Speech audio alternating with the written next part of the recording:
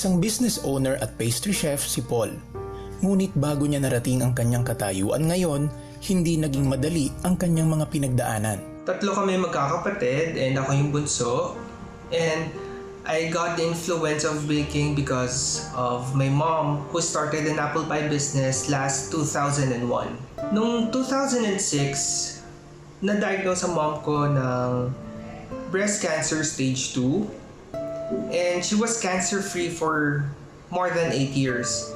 Pero came in 2017, bumalik yung cancer niya and it was already stage 4. Di din nagtagal, my mom died last November 2019 and it was the worst feeling ever. And sobrang bigat and nakaka-depress po talaga. Nasubok ang katatagan ni Paul sa panahon ng pandemya. Naging hamon sa kanya ang mawalan ng trabaho bilang isang flight attendant noon. Another anxiety added to me. And I asked the Lord if kakayanin ko ba to? Bakit po sunod-sunod na nangyari sa buhay ko, sa buhay namin sa family? Lumaki sa Kristiyanong pamilya si Paul at noon pa man ay sentro na ng kanyang buhay ang Diyos. Kaya sa gitna ng kanyang pinagdaraanan, naging totoo at buhay ang Diyos na tumugon sa lahat ng kanilang pangangailangan at bawat panalangin. Naging matibay na sandalan din niya ang salita ng Diyos. Kaya bagamat mabigat na pasanin ang mawala ng magandang trabaho, pinagaan naman ito ng kanyang di matitibag na pananalig kay Jesus. Jesus made a big impact in my life. Before I was a worrier, but now I am a warrior. And Jesus changed me kahit even if I was born and raised as a Christian, Jesus changed the entire life ko in just 1 year. One thing I learned is to trust Him, put my faith in Him, and also give what is due to the Lord. Naging tapat si Paul sa pagtitiwala sa Panginoon. Sa halip na maghimutok, pinili niya ang manalangin. Bunga nito, binigyan siya ng Diyos ng karunungan na magtayo ng negosyo. Ito ang naging daan upang masimulan ang Lulu's Pie. Ito yung legacy na iniwan ng mom ko sa amin, and since I'm also a culinarian, ipinagsama ko po yung buhay ng mom ko, yung recipe niya, and yung expertise ko into baking. And it just turned out to be something really perfect and beautiful in the eyes of the Lord.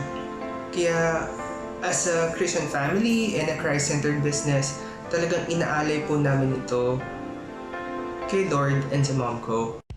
Bukod sa maayos na negosyo, nagiging pagpapala rin si Paul sa kanyang mga manggagawa at patuloy din sila sa kanilang misyon upang maging inspirasyon dahil sa kanilang mga kawang gawa. He is a God who comforts and also a provider. Kaya if meron kayong negosyo, if dumadaan kayo sa isang problema na akala nyo hindi nyo na ito masusolusyonan, magtiwala lang tayo sa Diyos dahil andyan lang siya.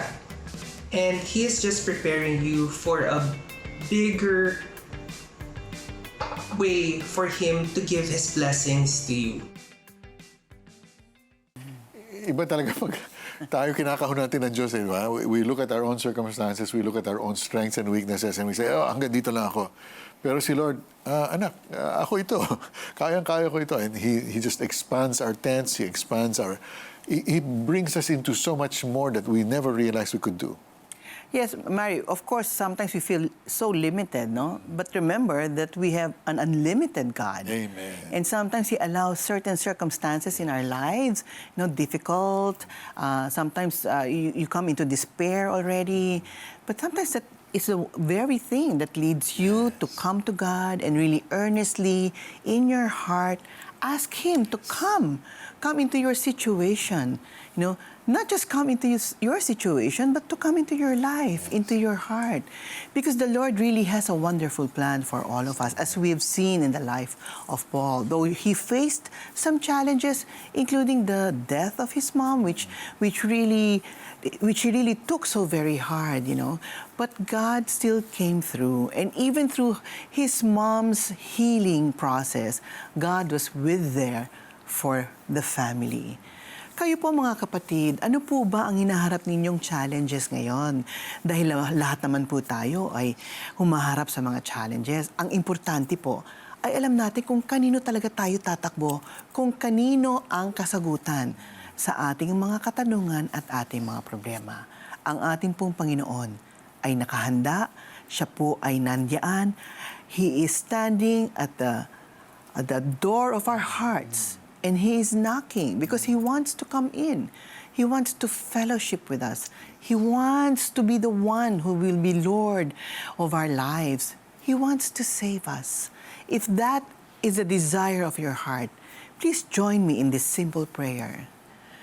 Panginoong Diyos, ako po'y sadyang makasalanan at alam ko na hindi ko kayang iligtas ang aking sarili. Kahit kanino man ako tumingin, alam kong hindi rin nila ako kayang isalba, Panginoon. At alam ko ngayon na Ikaw ang Panginoong Diyos na mapagmahal at may magandang plano para sa akin. Maraming pong salamat, Panginoon. At Ikaw ay nabuhay na muli matapos na Ikaw ay mamatay para sa aming mga kasalanan upang pagbuwisan lahat ito at maging mapagtagumpayan mo, Panginoon, ang kamatayan. So, Father, right now, I ask for the Lord Jesus to come into my heart and be the Savior and the Lord of my life. Lord Jesus, I thank you. I love you in Jesus' name. Amen. Amen. Ang araw na ito ang simula ng iyong pagbabagong buhay dahil ang Panginoong Hesus na ang siyang naghahari sa iyong puso. Tumawag sa numero na nasa TV screen kung ikaw ay sumabay sa panalangin sa mga sandaling ito. Gawin naman ito kung nais mo mag-text. Kung sumabay ka sa panalangin para tanggapin si Jesus bilang Panginoon at tagapagligtas, at kung nais mo na maipanalangin ka namin, please text YES, space your name, space location, at ipadala yan sa 0998-590-0620 o mag-chat sa The 700 Club Asia Facebook Messenger. Tunay na pag-asa at kapayapaan sa ating mga nabibigatang puso ang dulot ng salita ng Diyos. Pinapalakas nito ang ating loob na maging matatag sa gitna ng pagsubok at magtiwala sa Panginoon. Isuko sa Diyos ang iyong pinagdaraan ng kapatid. Tumawag sa 24/7 Prayer Center ng CBN Asia upang magabayan kayo ng ating mga prayer counselor. Handa sila na kayo'y ipagdasal at payuhan mula sa Biblia. Sa TV screen ang numero. At kung ikaw ay nanonood ng programang ito mula sa ibang dako ng mundo, maaari mong i-post ang iyong prayer request sa Facebook Messenger, The 700 Club Asia o sa Skype. I-type lang ang keywords The 700 Club Asia. Matuto ng iba't ibang aral tungkol sa relationships, kalusugan, finances at maging sa ating career growth mula sa mga teaching videos ng The 700 Club Asia Facebook page. Makakatulong ang mga ito sa paglago ng ating buhay pananampalataya. Follow our social media accounts on Facebook, Instagram, and Twitter by using the keywords The 700 Club Asia. Pwede mong mapanood muli sa YouTube channel ng The 700 Club Asia ang mga bagong episodes at kwento na nagbigay daan sa iyong pagbabago at himala. Pwede mo rin gamitin sa iyong pag-aaral sa salita ng Diyos ang mga inspiring articles sa cbnasia.org. Magsisilbi namang lakas natin sa bawat araw ang mga Taglish Devotionals sa Tanglaw app. Makakatulong din sa iyong pagharap sa mga malahiganting hamon ng buhay ang teaching video ni Kata na Facing Your Giants. Sa iyong donasyon, matatanggap mo bilang regalo ang exclusive gift na ito. Kata, ano bang matututunan ng ating mga kababayan mula rito? Naku, Mari, napakarami. Base na rin ito doon sa aking mga experiences, ang mga hamon, malahiganting hamon na aking hinarap. At kung paano ko ito hinarap. Naalala natin yung si Shepherd, yung pastol na si David, hindi ba? Humarap siya sa higante pero hindi siya natakot. Correct. Hindi ba? Dahil alam niyan ang kanyang Diyos ay ang Diyos ng lahat at makapangyarihan sa lahat. Mas malaki, mas malakas ang kanyang Diyos kaysa sa mga higante na kanyang hinarap. Kaya alam ko maraming matututunan ang ating mga kababayan dito dahil alam naman natin lahat tayo ay may hinaharap ng mga higante sa buhay. Hindi ito nawawala sa ating eksperyensya, pero kailangan maniwala tayo sa ating Diyos at sa Kanya tayo lalapit dahil Siya ang may kasagutan sa mga problemang to. At may mga kwento pa kaming inihanda para sa inyo pagkatapos ng ilang mahalagang paalala. Diyan lamang po kayo, magbabalik kami. Reach more, bless more, anywhere you are. Donate to CBN Asia using your GCash app. There are 2 ways to send your donation after you log in. Simply tap Send, then tap Send via QR. Scan the QR code, enter the amount of your donation, click Next, then tap Pay. Or you can tap the bills icon, then tap Others. Scroll down and tap CBN Asia. Enter the amount of your donation. Enter your 11-digit mobile number. Type your name in the account name.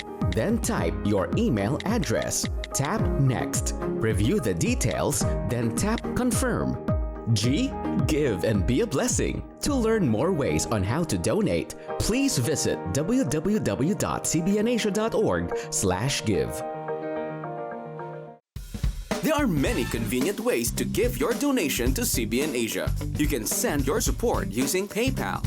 Just open the app, tap the send icon, type PayPal at cbnasia.org.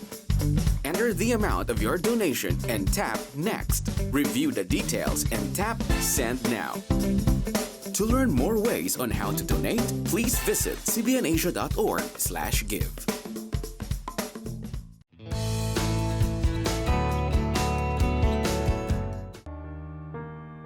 Galing noon sa relief distribution ng kanilang simbahan si Pastor Jomer nang makaranas siya ng sintomas ng COVID-19. Lalong lumakas ang kanyang hinala na may COVID ang kapatid nang mawalan ito ng pang-amoy at panlasa. Lalo siyang nangamba nang magpakita din ng mga sintomas ang isa pang kapatid at ang kanyang nanay. Nung nalaman ko na positive kami, talagang natakot ako. And hindi ko maiwasan yung mapaiyak dahil sa takot din, not just for me, for myself, but for my brothers also. Immunocompromised kagaya ko because he's diabetic. My mother na merong asthma, and ako na stroke noong 2012. Even my doctor, even yung cardiologist ko, sinasabi pag tinamaan ako ng COVID, tiyak magiging fatal ito para sa akin. Buti na lamang at mild symptoms si Jomer at maayos na naka-home quarantine. Subalit labis na nabahala si Jomer nang isugod sa ospital ang kanyang kapatid at nagpatuloy na lumala ang kondisyon ng kanyang nanay. Napakalaking challenge nun for us, and emotionally then of course. Akala ko during that time mawawalan kami ng isang kapatid dahil talagang hirap na siya huminga bago siya isugod sa hospital. And then my mom, kung nakikita ko na parang mamamatay ang mom ko that time kasi sobra talaga yung hirap niya. Sabi ko noong time na yun, Lord, pag nawala si mama, I don't know kung paano namin haharapin nito. Sa kabila ng mahirap nilang kalagayan, naging totoo at buhay ang Panginoong Diyos na tumugon sa lahat ng kanilang pangangailangan at bawat panalangin. Taong 1998, sa isang youth camp, nang tanggapin ni Jomer si Jesus bilang Panginoon at tagapagligtas. Mula noon, naging sentro na ng buhay niya ang Diyos at nagkaroon siya ng direksyon sa buhay. Kaya naman sa kanyang sitwasyon, kumapit si Jomer sa salita ng Diyos na una niyang narinig noong kanyang kabataan. Nagsilbi itong pag-asa para sa kanya. I believe na everything is happening according to His plan. Napakadakila ng kanyang plano. Naniniwala ako na ang lahat ng ito ay alam niya na mangyayari. And dahil alam niya na mangyayari, alam niya na malalagpasan namin. Nung ako'y na-stroke noong 2012, na-survive ko yun. So, naniniwala ako na masosurvive ko rin ito because God has a greater plan for me. Habang kami ay nag-journey para malagpasan itong sakit na to ay kasama namin ng Panginoon. Lumipas ang ilang linggo, bumuti ang kanilang kalagayan hanggang sa natapos nila ang quarantine. Ang kanilang kagalingan ang lalong nagpatunay na nagbubunga ang kanilang pananalig at pagmamahal sa Diyos. Baon nila ang hindi malilimutang karanasan na nagsisilbing kalakasan at inspirasyon sa iba. The whole family was so blessed na kami ay fully vaccinated. Na na-realize ko during that time na life is short. Yung kapag meron kang pananampalataya, yun yung magpapatatag sa'yo that He is our Emmanuel, that He is with us. Amen. Amen. Wow. You know, Mari, talaga namang pag naharap ka sa life-threatening disease, di ba? Talagang hindi mo minsan malaman kung anong gagawin mo eh. Baka pati wala ka nang ibang magawa kung hindi sumigaw na lamang sa Panginoong Diyos. Dahil lalo na sina Jomer, nakakakilala pala sa Panginoon at alam nila kung anong kapangyarihan ang Panginoon, ang kagalingan ay nasa Kanya, no? So, if only like them, we will continue to trust God, no? Even in the midst of deadly diseases, I think the Lord will always come through for you. Amen. And whatever the result might be, just believe that God is good and He has a purpose. No, because maybe some might be thinking, bakit yung prayers namin hindi nasagot? Di ba? That's a constant struggle. It is, oh. No, but God has a bigger plan for the person whom He might already promote to heaven, or also for the family. That God will do something for you, so that you will know that He is God and He is there for you. Sige, let's go to the Lord in prayer now. Tulad ng sinasabi ni Peter palagi, I don't pray according to what I see, sabi ni Peter. I pray according to God's word, and then bahala na si Lord kung paano siya kikilos, di ba? So maaaring nasa gitna kayo ng problema, may mga kapatid, may mga kamag-anak kayo that are needing prayer talagang nangangailangan ng healing sa kanilang katawan. Let's go to God and say, God, you're the one who's sovereign. You can do this. Let's pray now. Oh Diyos, maraming salamat, Panginoon, na kayo ay may kapangyarihan mag-heal, Panginoon. You are the Creator, God. It is in your power to heal those, Lord, who come to you crying out for healing, crying out for a touch from you, Lord. Sa oras ito, Lord, we pray that you would reward faith now. You would bless the faith of those who are struggling now with their unbelief, Panginoon, and say, Lord, hindi ko na kaya, kayo na po bahala. Lord, move in their circumstance. Panginoon, mga nagsasuffer ngayon sa cancer, suffering with advanced stages of cancer, stage 3, stage 4. There are people, Lord, who are having trouble breathing even now, Panginoon. There's people who are struggling with myocarditis, people struggling with lung issues. Meron na diagnosed na may tumor sa lungs. In Jesus' name, kapatid, receive your healing right now. Someone with problems hearing in your right ear, receive your healing now in Jesus' name. Somebody has been struggling with migraines. The last 6 months, especially, tumitindi ang migraines mo. In Jesus' name, God is going to lay His hand upon you right now. In Jesus' name, you are going to be sovereignly, supremely healed. It will be gone in Jesus' name. Kata? Amen and amen. And I just want to add my faith to your faith right now. If you're believing and receiving the healing of God right now, just believe it, kapatid, because many times Jesus said in the Bible, your faith has healed you. Yes. It is God's will to heal you. Just believe and just receive. Mga kapatid, ang Panginoon po ay tapat sa kanyang pangakong magpagaling at magpatawad. Ibalita naman po ninyo sa amin ang ginawang paggalaw ng Panginoong Diyos sa inyo at sa inyong mga mahal sa buhay. Tumawag po kayo sa numero na nasa inyong TV screen. Sundin naman ito kung nais inyong mag-text. Nagnalangin si Peter Kairos at ako'y sumunod. Naramdaman ko na tuloy-tuloy ang pag-recover ko. Doon ko naranasan yung kapangyarihan ng Diyos. Wala kaming pera pero naitayo namin yung farm na ito. Nag-restore sa akin, finances, trabaho, lahat po yan galing sa Panginoon. Tulad ba nila ay sinagot din ng Panginoong Jesus ang iyong panalangin? We want to hear it from you. Please text answered prayer and share your story with us. Send it to 0998 590-0620.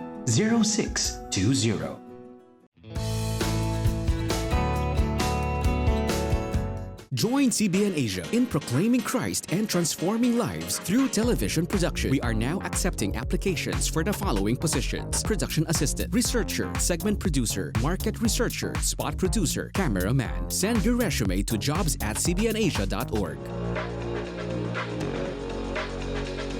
Partners of CBN Asia, lend a helping hand to the helpless, bring hope to the hopeless.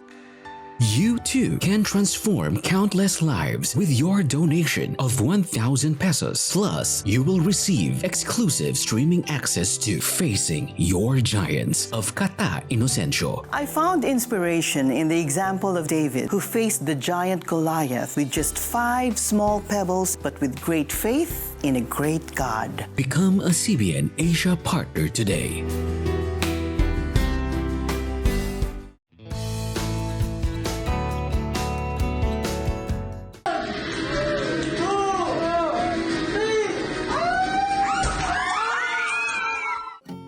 Maganda ang pagsalubong ng mag-asawang Wesley at Diana sa pagpasok ng taong 2020. Isang espesyal na regalo ang handog ng Diyos sa kanila. Ipinagbubuntis ni Diana ang kanilang unang supling matapos lamang ang 1 taon bilang mag-asawa. Bagamat malaking hamon ang quarantine sa pagdadalang tao ni Diana, matagumpay naman niyang naisilang ang sanggol. So baby Kairos was born po on August 26 around 11 p.m. Talagang laking pasasalamat mo sa Panginoon na after all nitong pinagdaanan through pregnancy, pero alam mo yun, na-survive nyo, tapos makakauwi kayo ng kompleto, na masaya, 3 na kayo, ganon. We're very excited talaga that moment. At lalo na, alam namin na yung time na yun, yun yung nilaan ng Diyos para sa anak namin. Kaya January pa lang, nalaman pa lang namin buntis siya, ang pangalan niya hinanda na namin. Yun nga yung L, which means God in Hebrew, and Kairos in Greek is time, which means God's time. Ngunit makaraan ang 3 araw, naganap ang isang hindi inaasahang pangyayari. Hindi nag-react si baby, tapos parang hindi kami nakakarinig ng paghinga niya. So kinabahan na kami, tinagpo siya agad sa emergency room, tapos pinalibutan siya ng mga doktor, kung ano-ano yung ginawa sa kanya, ni-revive siya. Tapos biglang sabi ng doktor, hanggang dito na lang talaga yung buhay ng anak niya. So yung kinamatay po ni baby is SIDS. SIDS, Sudden Infant Death Syndrome. It's still a mystery case until now po. Na kasi wala nga siyang, hindi mo makita ng dahilan dahil hindi naman siya sakit. Tapos hindi mo maiwasan yung ganun. Kumbaga sudden talaga, biglaan. Lumulutang kaming dalawa. Sa galit tsaka sa iyak. Sa lungkot. Kasi ang sabi namin sa Panginoon, ano pa ba yung gusto mong kunin sa amin, Panginoon? Alam naman namin na yung buhay namin sa inyo. Yung anak namin sa inyo. Pero Panginoon, ba't naman ganon? Hindi namin alam kung ano yung cause ng kamatayan. Hindi namin alam kung ano yung naging mali namin. Hindi namin alam kung may kasalanan pa kami na siningil kami ng Panginoon. Hindi namin alam kung ano yung bagay na nagawa namin na hindi tama. Sinisisi namin yung sarili namin. Sinisisi ko yung Panginoon. Tapos nasa higaan kami. Kaming dalawa. Iyak lang kami ng iyak. Ako, after noon, nung nanganak na ako, first time kong pumasok ng mall na ang purpose is hindi para mamasyal, hindi para ipasyal si baby, pero yung bibili ka ng damit na susuotin niya kasi ibuburol siya. Yun yung isa sa talagang naging torture sa amin. Bagamat kapwa sila lugmok at pinanghihinaan ng loob dahil sa sinapit ni Baby Kairos, nananatiling sandigan at kalakasan nila ang Panginoon. Dun po sa mga taong nasa paligid namin, which is God's people, ang aming po pastors, worker, mga kaibigan, pamilya, kamag-anak, sila yung isang ginamit po ng Panginoon para talagang maramdaman namin na sa pagsubok na to, hindi kami nag-iisa. At the same time, yung Holy Spirit, yung promise ng Lord that He will never leave you comfortless. Dito namin naramdaman yung tunay na ibig sabihin ng peace that passeth all understanding. Kapayapaan na yung anak namin ay nasa Panginoon at mas masaya na siya at mas maayos yung kalagayan niya. Sa kabila ng dinanas na trahedya bilang mag-asawa, kanilang napagtanto na may layunin at magandang plano ang Diyos sa kanilang buhay. Panginoon natin is in control. He's always in control. We chose to rest on His sovereignty. Lalong pinatatag ng pagsubok ang pananalig ng mag-asawang Wesley at Diana sa Diyos. Patuloy sila sa kanilang pagkalinga bilang mga guardian sa mga youth at risk ng kanilang komunidad. Yung pagmamahal ng Panginoon hanggang ngayon, nararamdaman namin siyang mas malawak sa inaakala namin. Alam namin na kumikilos siya kahit minsan di namin nakikita. Minsan di natin naririnig. Pero isang bagay lang yung sigurado. Kumikilos ang Diyos at hindi siya tumitigil na kumilos. At gumagawa siya ng daan, gumagawa siya ng paraan para mas maging katulad natin ng Panginoon Jesus. Nakakatuwa naman itong mag-asawang ito, no? Na bagamat talagang broken-hearted sila, ay naunawaan nila kung ano yung greater purpose of God, no? And the sovereignty of God. And that God is love. So I think it is the trust that you put in God that will really give you the peace that surpasses all understanding. And we know that God has a great plan, even for their child, who's now back to his Maker. That's right. To his Maker. And if you believe that we will resurrect in the last days when the Lord Jesus returns, ay magkakasama-sama muli tayo ng ating mga minamahal sa buhay. Yung loss na yan, ano, it really is part of the journey. Talagang because we are not, wala pa tayo sa eternal life, di ba? I mean, nasa eternal life na tayo, pero makakaramdam pa rin tayo ng mortality sa mundong ito. So talagang merong sa mga minamahal natin ay papanaw. And as you know, I just lost my mother recently. So, but it's all part of the journey of faith, understanding. Tulad na sinabi mo, it's something that you learn from, di ba? Yung lumalaki ang Diyos when you go through this and He takes you through it. It's feeling ko nga when we lost our twins back in 20, para akong kinakarga eh. I was walking from day to day na parang may nagkakarga sa akin. I really sensed that was the Lord, the Spirit of God taking me from day to day. Kasi hindi ko kaya kung wala siya talaga. Well, Mari, both of us, we lost prematurely, our babies, and it is during that time when, because nga, hindi mo na maintindihan, you really only can turn to God. Amen. And really trust Him. Yes. That God is good, therefore, this is still good. Amen. For us. Ang tawag ko nga dyan, isa sa highlight ng aking walk with the Lord because I really sensed His presence. I understood yung Godhood niya sa buhay ko. I understood really who He is as God. May mga hindi kaaya-aya na kaganapan sa ating buhay na mahirap maipaliwanag. Nagiging dahilan nito upang ang marami sa atin sumusuko sa buhay. Ganun pa man, naunawaan ng Diyos ang ating nadarama sapagkat pinagdaanan niya rin ang matinding sakit nang siya'y namatay sa krus para sa ating kasalanan. Kaya kaginhawaan sa ating mga puso na malamang na kaisa natin ang Panginoong Hesus sa mga hamon na ating dinaranas. Sa katunayan, meron siyang pangako sa atin na pwede nating panghawakan. Ito ang kanyang sinabi, magdaranas kayo ng kapighatian sa sanlibutang ito. Ngunit tibayan ninyo ang inyong loob na pagtagumpayan ko na ang sanlibutan. Huwag palampasin bukas ang panibagong episode na tiyak na maghahatid ng kaligtasan, pagbabago at biyaya sa inyo. Same time, same channel. Laging isa puso na tayo iligtas at payapa dahil ang Panginoong Hesus ang ating sandigan. Pagpalain kayo ng Diyos. God bless you more. Shalom, shalom. Ngayong Biyernes, si James, iniwan ng ina, namatay ang kapatid, palaging binubuli sa eskwela. Si Alfie, binebentang katawan sa kapwa lalaki, makabili lang ng droga. Si Randy, patong-patong ang mga bisyo, tuloy nagkasakit. Magbago pa kaya ang kanilang landas sa buhay? Crossroads, dito lang sa The 700 Club Asia, Biyernes, alas 12 ng gabi.